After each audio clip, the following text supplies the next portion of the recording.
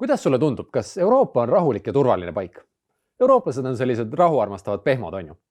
No kui ajas veidi tagasi vaadata, siis ma soovitaks uuesti mõelda. Euroopa ajalugu on tegelikult laastavaid sõdu täis. Kui ajalugu õppida, siis jääb isegi mulje, et kui on üks asi, mida eurooplased teha oskavad, siis see on sõdimine. Aga kuidas me siis jõudsime selleni, et Euroopa on praegu üks rahulikumaid ja turvalisemaid paiku maailmas? Selleks, et seda mõista, tuleb rääkida Euroopa Liidu ajaloost.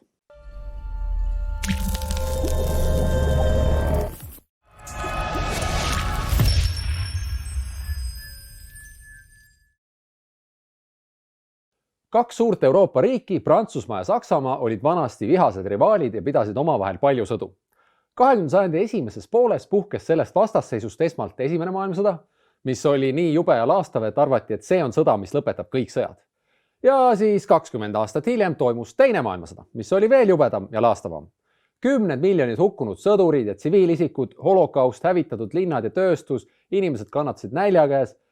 Pärast seda leidsid nii prantslased kui sakslased, et see asi läks vist veidi käest ära. Võiks teha nii, et seda enam ei juhtuks. Ja leiti, et oleks vaja rohkem rahvusvahelist koostööd Euroopa riikide vahel, et riigid tegutseksid rohkem ühiste eesmärkide nimel.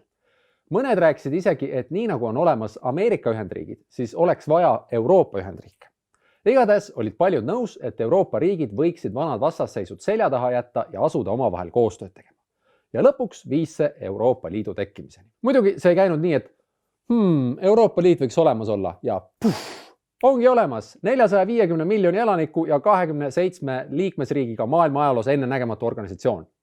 No ei, see Euroopa ühendamine on olnud pikk ja keeruline protsess ja sellise nimega organisatsioon nagu Euroopa Liit sündis tegelikult alles 1993. aastal. Aga selle loomisega hakati pihta juba pärast teist maailmasõda. Ja tänase Euroopa Liidu tekkimiseni on viinud kaks suurt arengut, integratsioon ja laienemine. Esmalt integratsioon. Selle ajal mõtlen ma seda, et hakati samm-sammult leppima kokku järjest uutes asjades, milles koostööd teha. Esimeseks sammuks oli see, et 1951. aastal loodi selline organisatsioon nagu Euroopa söe- ja teraseühendus. Ma tean, see kõlab väga imelikult, et miks mitte mingi Euroopa rahuühendus või igavese rahuliit või midagi sellist. Euroopa söe- ja teraseühendus, no mida? Aga see oli seepärast, et esiteks teras ja süsi olid tolleaegse majanduse ühed tähtsaimad komponendid, aga teiseks seepärast, et teras ja süsi olid vajalikud selleks, et relvi ja sõjatehnikat toota.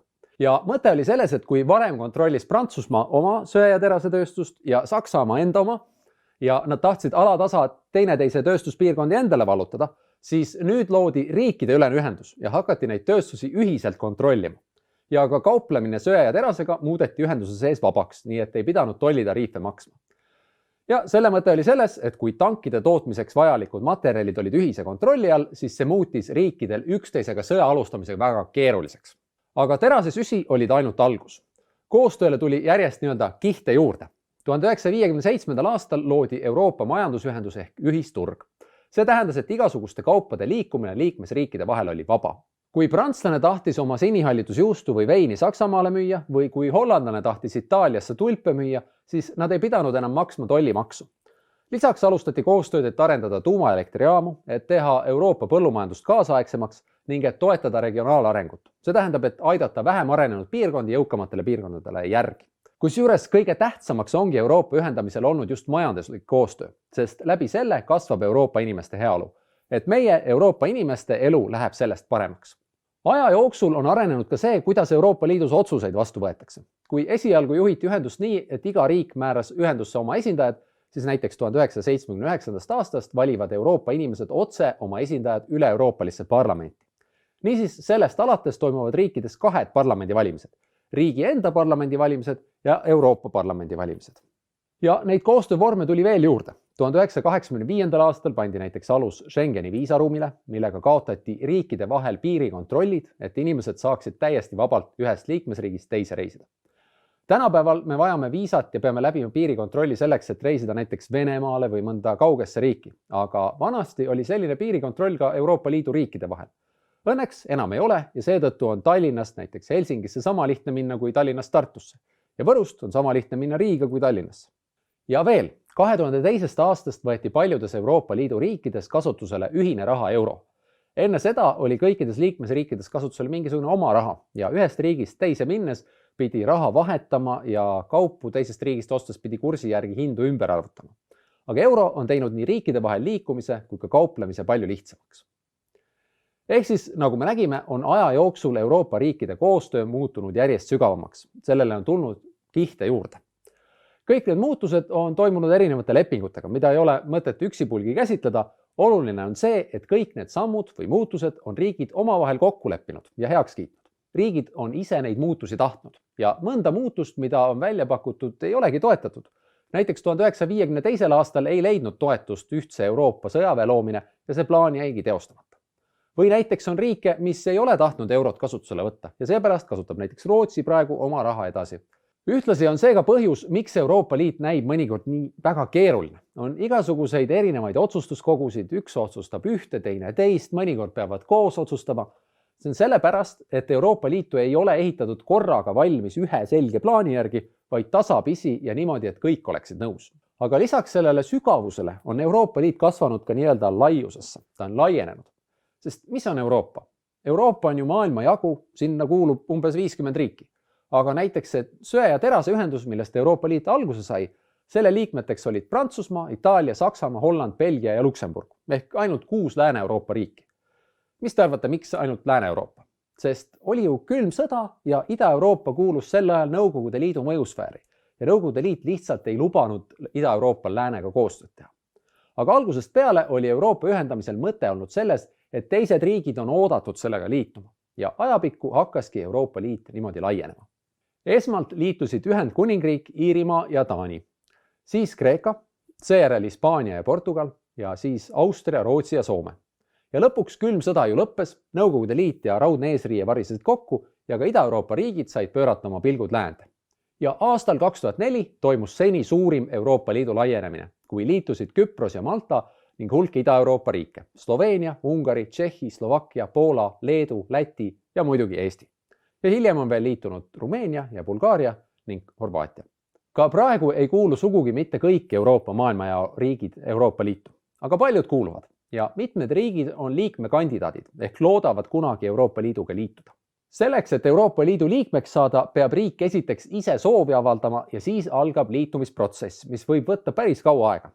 Liituda sooviv riik peab tegema nii, et ta vastaks Euroopas kehtivatele nõuetele ja ta peab viima läbi ka rahvahääletuse, et kas selle riigi kodanikud ikka tahavad liituda. Ja ka need riigid, kes on juba Euroopa Liidu liikmed, peavad olema nõus selle uue riigi liitumisega. Näiteks Eesti andis oma liitumistaotluse sisse juba 1995. aastal ja läks 9 aastat enne, kui me liidu liikmeks saime. Ja muidugi, kuna Euroopa Liit on vabatahtlik organisatsioon, on sellest võimalik ka lahkuda. Aastal 2016 hääletasid Ühendkuningriigi kodanikud Euroopa Liidust lahkumise poolt ja nad astusid välja 2020. aastal. See on see Brexit, mida olete võib-olla kuulnud. See tuleb sellest, et see on Britain ja exit ehk väljumine. Sellega läks ka 4 aastat seepärast, et nii liitumise kui lahkumise korral on väga palju juriidilisi küsimusi, mis tuleb läbi arutada ja kokku leppida. Tänaseks päevaks on Euroopa Liit väga suur ja mõjuvõimas organisatsioon. Eraldi oleksid isegi suurimad Euroopa riigid tegelikult väikesed. Saksamaal, mis on Euroopa Liidu kõige suurema elanike arvuga riik, on veidi üle 80 miljoni elaniku. Aga näiteks Ameerika Ühendriikides on ligi 350 miljonit elanikku ja Hiinas 1,4 miljardit elanikku. Aga kui me tegutseme koos Euroopa Liiduna, oleme kokku päris suured. Euroopa Liit on üks 3 maailma suurimast majandusest koos Ameerika Ühendriikide ja Hiinaga. Kui varem on maailma ajaloos sellised suured moodustised olnud ikka impeeriumid, mis on vägivallaga kokku liidetud, näiteks Pärsia impeerium, Rooma impeerium, Mongoli impeerium, Briti impeerium, Vene impeerium, siis Euroopa Liit on ainulaadne, sest riigid on sellega liitunud vabatahtlikult ja see tugineb ühistele väärtustele, demokraatiale, õigusriigile ja inimõigustele.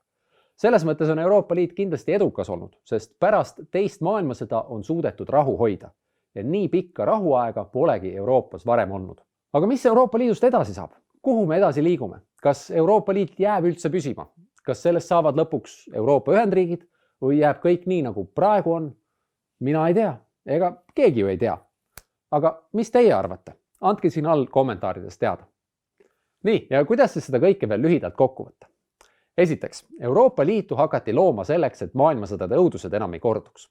Teiseks, Euroopa ühendamine sai alguse Euroopa söe- ja terase ühendusest, kuid aja jooksul on lisatud koostööle järjest uusi kihte, näiteks ühisturg, üle-euroopaline parlament, ühine viisaruum Schengen ja ühine raha euro. Kolmandaks, Euroopa Liidu alusepanijateks olid 6 Lääne-Euroopa riiki, aga aja jooksul on Euroopa Liit järjepidevalt laienenud ja laieneb veelgi. Eesti liitus Euroopa Liiduga 2004. aastal. Neljandaks, Euroopa Liitu ei ole loodud korraga ja ühtse plaani järgi, vaid inimeste ja riikide vajadustest lähtudes ja lepingute kaudu. Aitäh vaatamast! Kui sulle see video meeldis ja tahad selliseid rohkem näha, siis vajuta telli, otsi meid üles Facebookis ja Instagramis ja räägi meist kindlasti oma sõpradele ja sugulastele ja tuttavatele. Anna meile kindlasti teada, milliseid teemasid me sinu arvates järgmisena käsitleda võiksime. Praegu aga nägemist järgmise korrani!